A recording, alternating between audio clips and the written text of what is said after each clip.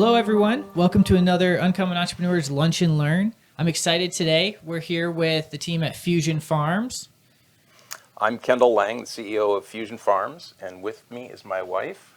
I'm Lisa Jander, and I'm the Director of Sustainability, Education, and Art. Awesome. We're going to learn all about what they're working on, some opportunities that are available, and all around just learn a bunch of stuff from them because they have some really cool things that are happening here on the island. So without further ado, we'll get started. So starting out, Fusion Farms, what's your quick pitch of what is Fusion Farms? Sure. Fusion Farms is a hurricane-protected indoor vertical aquaponics farm. So we're doing indoor farming, mirroring what Mother Nature does, but taking out all the risks of hurricane and tropical storms and doing it in an indoor, basically concrete warehouse. Okay. So for those who maybe don't know aquaponics, what exactly is aquaponics? Sure. So there's hydroponics, which is growing in water, and then there's aquaculture, which is growing fish in a commercial controlled environment. Aquaponics is the combination of those two in a closed loop system. So we have both fish and leafy greens that are part of our crops. Yeah, and so like the excrement and whatever of fish helps feed the plants, right? Yeah, the waste from the fish, both through their gills and through their waste, they create ammonia, and that ammonia gets suspended in the water, and then the beneficial bacteria from that nitrification process is what creates the nitrites and then the nitrates that get absorbed by the plants. So the fish produce the nutrients, the plants absorb those nutrients, and they clean the water so that it cleans out the ammonia and gets rid of all the toxic materials for the fish, and it circulates back as clean water to the fish. So it's a very symbiotic, again, mirroring Mother Nature. So what you'd find along any stream or pond or lake is what we're doing in a controlled environment. Awesome. And where is this controlled environment? Where are you guys set up? In Mayaguez, in the Guanahibo Industrial Park. So we're actually in an industrial park that is primarily abandoned buildings. For the most part, there are some companies that are operating there, but we took over a building that had been abandoned and actually used as a horse stall during Hurricane Maria. Interesting. So we renovated it, and we've turned it into our farm, 11,500 square feet. Cool. And when really did you nice. guys set up? How long have you been around? We actually started coming to Puerto Rico in 2016. We actually physically relocated here full-time in 2018. And that's when we took over the building from Pridco and started the construction. And so we used kind of a crawl before you walk, before you run scenario. We built out the microgreens first, and then we built out the first basically demo growing system of a full aquaponics system. And now we're just completing construction of the entire building with a full commercial scale aquaponics system. Got it. So why Puerto Rico? I mean, you guys weren't living here beforehand, so how'd you end up here? Sure. So we actually traveled around the world, spent at least a month out of every year, places like Italy or Costa Rica, looking for a place to do a sustainable farm. And if you look at New Zealand as an example, it's an island nation, much like Puerto Rico. It has 5.5 million population instead of Puerto Rico, which is 3.5 million. But that island is completely food secure and food sovereign, right? If something happened to New Zealand that completely isolated them from the rest of the world, they can feed their population no problem. That's not the case in Puerto Rico. Puerto Rico, over 90% of the food that's consumed on the island is imported. So it is not food secure and it is not food sovereign. And we really felt called here because we felt like we could make an impact. Sure. No, that's great. I do have one clarification. So what's the difference between food security and food sovereignty? So a lot of people use those as interchangeable terms. Food security is knowing that you have it. Food sovereignty is that you own it. So if you think of a rental situation, you might be in your apartment for a very long time, you're renting from a landlord, and then the minute they want it back, they give you notice and you have to move out. It's similar to that. So we want to create both here. We don't want other people coming in. As an example, let's just say Norway comes in and buys up a whole bunch of land and they're growing food, and then there's a crisis in Norway. They can take all that food and export it and send it to Norway. We want to make sure that Puerto Rico not only has the food security knowing they have it here, but they own it here. So it's going here first. Only the surplus will go export, and everything else first is given to Puerto Ricans here. Yeah, that's ideal, and that's awesome. I love that. But it'll be a long time before there's a surplus, right? 'Cause Yeah. we're talking about Yeah, $3.5 long way to billion go. of net imports. Sure. So when you're talking about $3.5 billion of net import trade imbalance, that means we'd have to produce $3.5 billion worth of food, Yeah, just to which cover. is tons and tons and tons of food that, we're talking about in our first facility producing 30,000 pounds of produce per month. So it's Okay. just a fraction of what the requirement is. Okay, so what is that general ratio? I'm sure it depends on what you're growing and everything, but for square footage in a building or that you're growing space, I guess, how much food can be produced on average? So the beauty of what we're doing is that we have both horizontal efficiency and that we can have plants closer together, because in a controlled environment we're controlling the air temperature, the nitrogen, the CO2, the humidity. So we can grow plants much closer together, and so that saturation gives us an efficiency. And we're also vertically efficient because we have the multiple levels. So depending upon the height of the building, we have 17-foot clear height in our current building. Okay. So we're growing in 5 levels. And in our demo grow room system, as an example, we have an 8-foot long, 4-foot wide grow trough. And in that grow trough with 10 levels, right, 2 double cantilever on each side, 5 levels high, we have capacity in just that one system for 1,120 plants. So it's Oh, wow. about 500 pounds of produce per month. Okay. And in the full built-out system, which is 35 times the size of the demo grow room, we'll have 39,200 plant capacity, which is between 15 and 20,000 pounds of produce a month. If that was all horizontal, how much space would it take up? About 10 acres. Oh, wow. Yeah. Okay. And that depends, of course, on the crop. Yeah, of Yeah, course, if of course. mint is different than lettuce, but yeah, it's if you think again, real estate, you think of apartment complex. If you take all those people Yeah, yeah. and spread them out, how much space do you need? So it's sure. very, very efficient in that regard. Awesome. So a couple other questions on that. One, how high can you go? You have 17-foot ceilings, but like technically how high could you go? Or is there a max? There's not technically a max, so we're actually in negotiations to acquire a building that has 50-foot clear height. Oh, wow. So you can grow as high as you can imagine, actually, and it's all a function of engineering and Sure. the weight capacity for the racks and all that stuff. But we've actually designed up to 50-foot clear height. Wow. And the great part about that too is if we're water farmers, gravity is our friend. So if we get the water to the top, we don't really have to do anything else. It Yeah. just flows downhill and Yeah. we'll cover that 50 feet without any assistance. Yeah. So that's a really important factor for water farmers. For sure, for Yeah. sure. Okay, so what can you grow? I mean, obviously you can't do everything. Probably not vertically growing corn. Yeah, Maybe no, you can, there but are. I don't You think so. can. I mean, theoretically, you can, but there are certain crops that are just not efficient, Sure. right? So wheats and grains and fruits, tropical fruit trees don't need to be in a controlled environment Yeah. because they grow out here just fine in the Yeah. heat and humidity. So we don't grow papaya or mango or things like that because we don't Yep. need to, right? That's not the need. So what we focus on are what Lisa calls easily bruised leafy greens, right? So things like mints and lettuces and basil, things that have high value but need that protection from the elements in order to meet their full, harvest capacity. Got it. And we're not trying to compete with traditional farming here. That's not at all the point. Sure. And we want to be able to maximize the land that is needed for papayas and plantains Yeah. and anything. All the root vegetables do Sure. fine. They don't seem to need as much protection during hurricanes. So the leafy greens do, and that is primarily what's imported. So we want to Sure. replace that import with what we can grow here indoor. Awesome. Yeah. And so what have you started out with? What do you produce now? Oh, wow. Well, we've had 22 different varieties of crops that we've already grown because we've Okay. kind of used this demo grow room as kind of a test R&D facility. So we've had 22 different, we know that we can do 99 different varieties that we have the capacity for. But part of what we've done up front is a feasibility study to evaluate what the market wants, right? Okay. So in terms of what is missing and what's required and what's in demand in the marketplace is really what we focused on. So Sure. basil is a very high demand product that can't be grown outdoors because of the heat and humidity. Okay. It can be, but it's just not optimal, Yeah, yeah. right? So I don't want to say that you can't grow it outdoors here, but it definitely withers and wilts and has need to be different challenges. careful. Well, Yeah. it has a, I think the difference is it has a really short life cycle.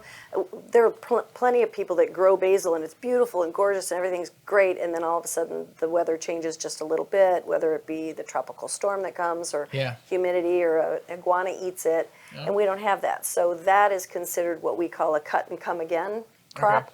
Where we put the basil in the trough and we can get many harvest cycles out of that.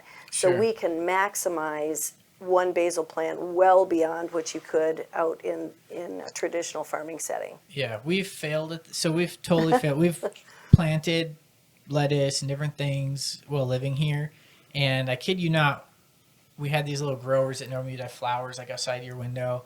We planted a bunch of lettuce. The next day it had already sprouted. I'm like, oh, this is awesome. And then like not a day, but like really quickly after, all of a sudden it's grown so much I couldn't harvest it anymore, and it's like a tree. And it's like, okay, well I can't even. It's not even good anymore. So it wasn't controlled by any means, Yeah. and I obviously didn't stay on top of it. But just knowing that, like, oh, it's very difficult to kind of meter that, especially if you have a bunch of different things you're growing. Right. So right now, I guess how are you set up? Obviously, you're growing food, Yep. and then do people just come and pick it up like farmers market? Do you sell it into grocery stores? No, What do you do? initially we set it up where we were doing direct to customers. So we have 42 restaurant clients on the west side. We have a couple of grocery stores, and that's how we started primarily to get the name out and develop brand awareness and so forth. But our long-term business model in this next phase, when we go to full commercial scale, is wholesale to distributors only.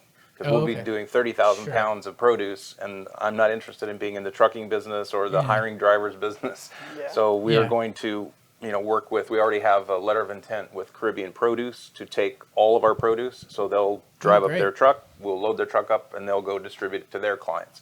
Because they have Okay. all the drivers and the trucks and the clients and the distribution, and Yeah. so That's a natural step to take. Yeah. Don't want to reinvent the wheel on logistics Yep. and everything for sure. Yeah. Okay, so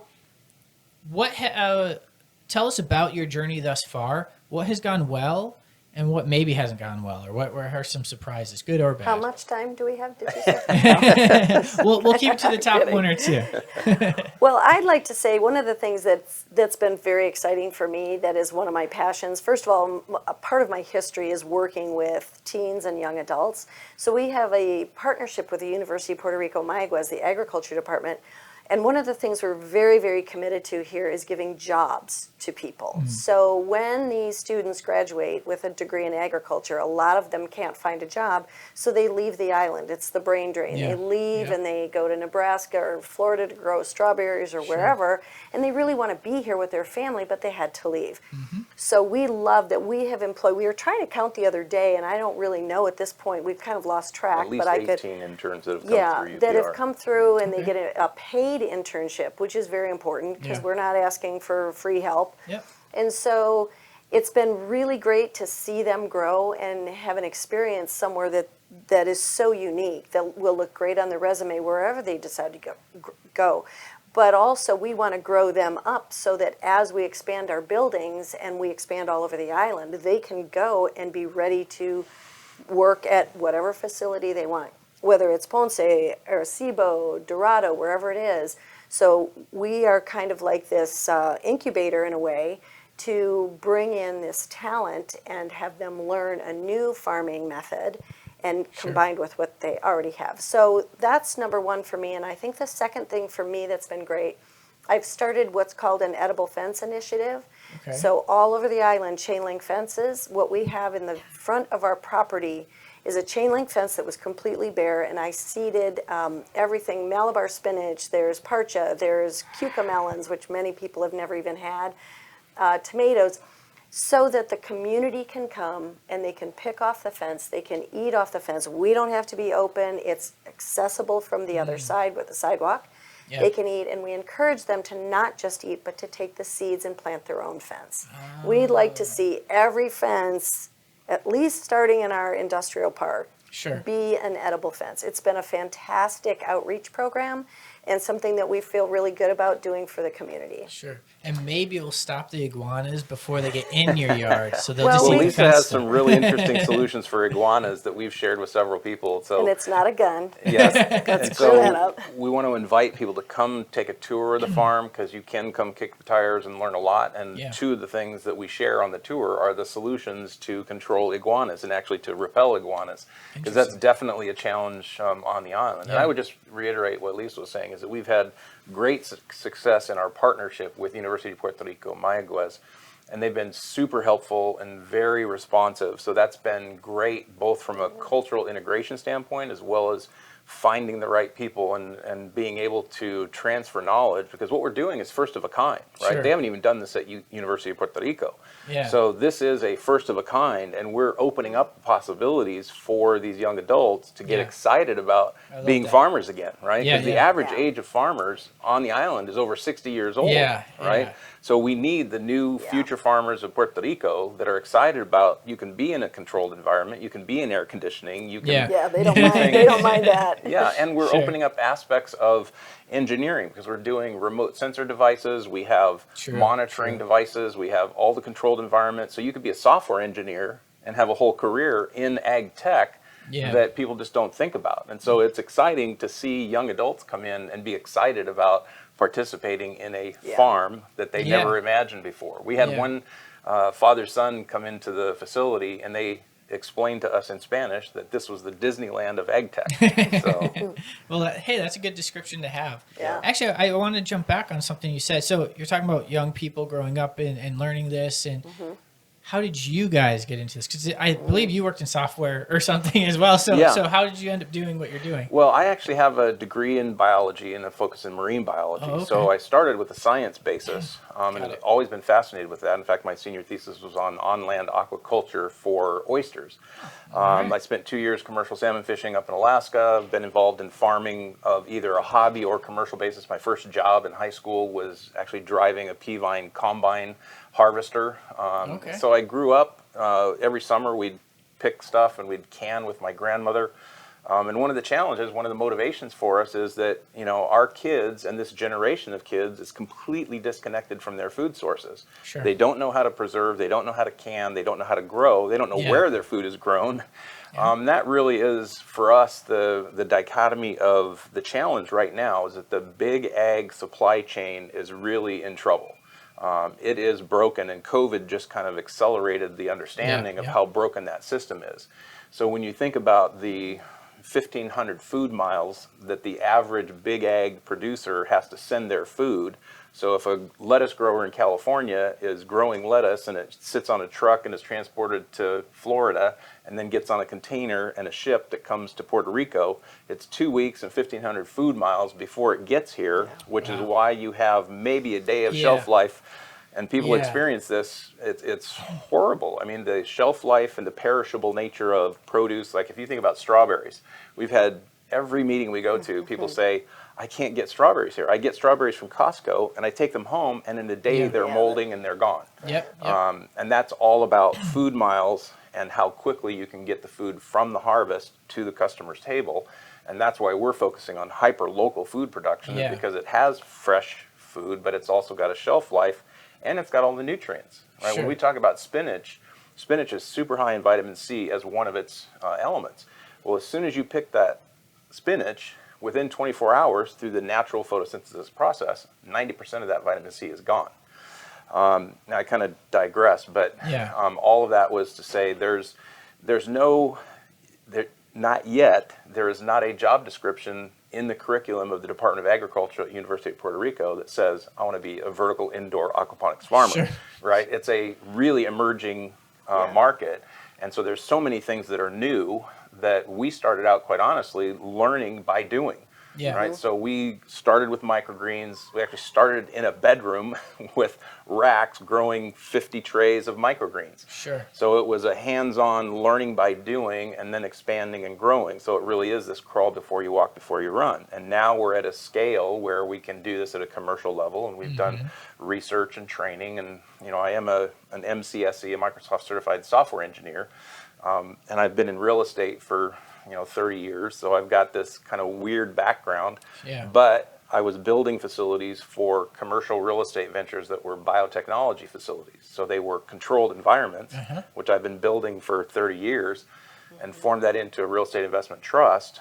So all of the technical components of a controlled agricultural facility are the same as a biotech facility for manufacturing, wet labs, pilot plants, CGMP manufacturing facilities, positive air pressure, medical containment facilities. All of those things are very similar. All the different variables. And that's really what was the nexus of the cannabis indoor growing, was all of the technologies that the cannabis growers have really evolved at a rapid pace, and we're able to take advantage of that for the food growing aspects as well. Awesome. Okay, so to keep things rolling here, let's discuss. I know you guys are growing. So, well, I guess figuratively and Literally. So I guess that was intended. Hopefully not. But yeah, I know I am.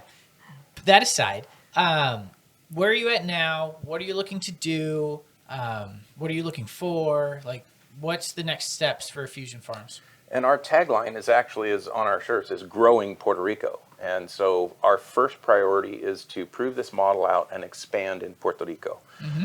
Like I said, there's a $3.5 billion market demand that we want to shift that and turn this into a net export island as opposed to a net import. And that means we have to grow. And we can't do this ourselves. I mean, we cannot become, in any kind of reasonable time frame, a $3.5 billion producing company. So part of our education foundation that Lisa's heading up is to educate the community. So we're out at elementary schools, middle schools, high schools, and through the University of Puerto Rico training, because we believe this model needs to be embraced by way more than just us, right? So we're actually encouraging the adoption of our model by others. So yes, we want to expand. We want to be financially profitable so that it allows us to continue funding our own expansion, and we want to transfer that knowledge to others. So the challenge is so big that Puerto Rico is just a really good example, but every Caribbean island has exactly the same issues. And there are food deserts, literal food deserts all over the world. So this solution works just as well in Las Vegas, a real desert, as it does in Puerto Rico. So it has transferability and applicability globally. And when you think about the population that's projected to be around in 30 years from now, I mean, you look back 30 years and that was the 1990s, right? I mean, for us, that was not that long ago, right? But that was 3 decades ago. So if you think forward 3 decades, you're in 2050. The world population is projected to be over 10 billion people, right? So we need between 70 and 100% more food to keep up with the population growth. Well, we only have 30% available land that isn't currently being farming. Some people say there's between 30 and 50% of available land. Well, if you have that kind of demand and only so much land, the solution is you have to go up. That's the only way that you can do that. And so that's why you're seeing this surge of vertical farming and indoor controlled environments, that you're taking the risks out. So in Tropical Storm Laura that came through here, I don't know, 3 or 4 months ago, it was $3 million worth of agricultural damage just in Mayaguez, right? And so the day of that storm, the day after, we were operating, we were continuing to grow. We had no crop damage and no interruption to our business, and we proved out exactly why we did what we're doing. In that case, it turned out really good for a proof of concept. Right, exactly. For what you guys are doing. And I think that, we have really gotten through a very, very steep part of the learning curve. We've really worked hard. I mean, when you come to the farm, you'll see the certifications, which is a big deal for us, that we've gotten all the certifications. Why is that important? Well, it's important because there's money available. Not enough to do this, obviously, but certainly to help a $250,000 solar grant, things like that. And I think when people see the professionalism of the way this farm is handled, that's why they want to be a part of it. That is what sells them on it. It's not just, hey, we got an acre and we're growing tomatoes and we sure hope you jump in and help us out. I mean, this is a very, very viable business with real employees and real success. We're not still in the startup phase where we're just saying, well, we really hope this works. We've made it work for several months. So and that's it's interesting important. because there are really good farmers and not really good businessmen, Yep. And there are good business people who have no idea how to farm. Yep. So what we've done is really incorporated both. So we Yeah. both have a lot of business acumen and skills and experiences in our history that lend towards forming this company. So we have been operating as if we are a public company throughout from the startup to this stage, and we've wanted to prove out all of the demo grow room, the ability to sell multiple crops, the ability to get clients, the ability to actually collect revenues, right? So it's not just theory, it's a working, functioning business. Now, we're not profitable yet because we didn't intend to be profitable. We've proved the concept, we've proved the revenue capability, and we will become profitable in this next phase. So that's the cool part of where we're at. So the risks have been taken out of all the startup elements, which is part of what I know as an investor that I'm looking at in any other business opportunity is how many risks can I take out of the equation? Yeah, absolutely. I mean, all those have a piece that you got to take into account. And when you think about it, I mean, a natural question for someone who maybe wants to get involved or maybe even invest it now or in the future would be like marketability. But you're just talking about that. If we're importing $3.5 billion worth, and I think at one of our events you gave the example of McDonald's or something. The heads of lettuce. Yeah, like how much does McDonald's just import to the island? island? So just the franchises of McDonald's in Puerto Rico, they use 90,000 pounds of iceberg lettuce every month. And so in our first facility, if we grew nothing but iceberg lettuce, which we could do, we would be able to produce, 30,000 pounds maximum, 30,000 pounds of iceberg lettuce in that one facility. So that would be just 1/3 of the demand of lettuce just for the McDonald's franchise. Yeah. So that puts in a little context, how much does 30,000 pounds look like? Well, it's 1/3 of the demand of one franchise on the island for fast food. Yeah. I'm not a big proponent of fast food, but as an example, people can really relate to that number to say, oh, okay, that I can visualize that. Yeah, and then I can feel better about eating my burgers because it's homegrown in Puerto Rico, or at least the iceberg lettuce. Yeah. Awesome. Okay, so right now I understand you guys you're open to investments right now for another phase. Is that just building out your current location? Is it acquiring more, or what's that look like? Yeah, so we are in our Series B offering right now. So we completed a Reg C offering, which is our initial online public offering through the Reg C forum. And then we completed our Series A, so that's all been done. And with that, we have been able to achieve a loan from Oriental Bank that is USDA guaranteed for 80%. So we're fine with finishing out our first building. So the Series B is to fund our buildings 2 and 3, which we have directly behind us in the same industrial park. So we have a 49,000 square foot and a 72,000 square foot. So the Series B is we're raising $5 million for the company, and it's designated for the expansion. Okay, awesome.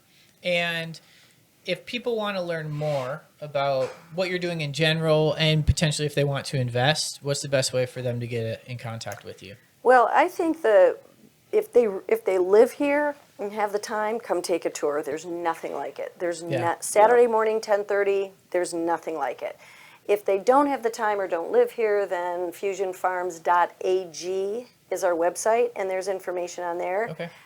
Again, it's like if you want to do Disneyland, go do Disneyland. Don't read about it, right? Sure. So, Sure. yeah, we invite everybody to come. No, that's awesome. I'm going to come at some point for sure with my kids. Yeah. Can't promise I won't pick something, but No, the kids, well, they we love love that. Yeah, we we want had a them class to. from a school in Rincon just last week, 14 kids from the age of 7 to 14, and they absolutely went nuts in our facility. They loved the fish the most. They were just fascinated with watching the fish in the tank swimming around, but they were picking strawberries off, which is something that is kind of our secret crop right now. Is fresh strawberries in Puerto Rico is a true novelty, and so scaling an entire building. We just bought some this morning, so hopefully they're not bad by the time I get home tonight. Sorry to disappoint you, but they probably will be. Yeah. That's great.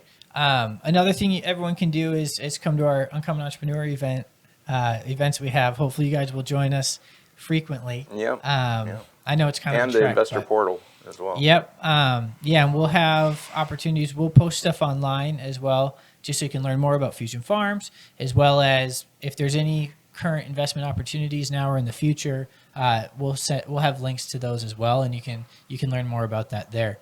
And on our website, we have our phone number and email address, so you can email us directly, you can call us directly, you can text us. Freeway Close, hablo español. Perfect. That's great. Thanks, everyone. Thank you for joining us. Thanks for having I us. love the conversation. We'll probably do another one just to dive deeper on some of these things, especially when it comes to just food sovereignty in general and Yeah. and maybe other ways that people can get involved. We won't do that right now, but thanks for joining, everyone. We're thankful for Cocoa House and the studio that they provided for us today. Again, Uncommon Entrepreneurs. Go to uncommonentrepreneurs.com. Find us on any social, whatever you use. Keep track of what we're doing and tune into our YouTube channel for more awesome interviews like this. Thanks, everyone.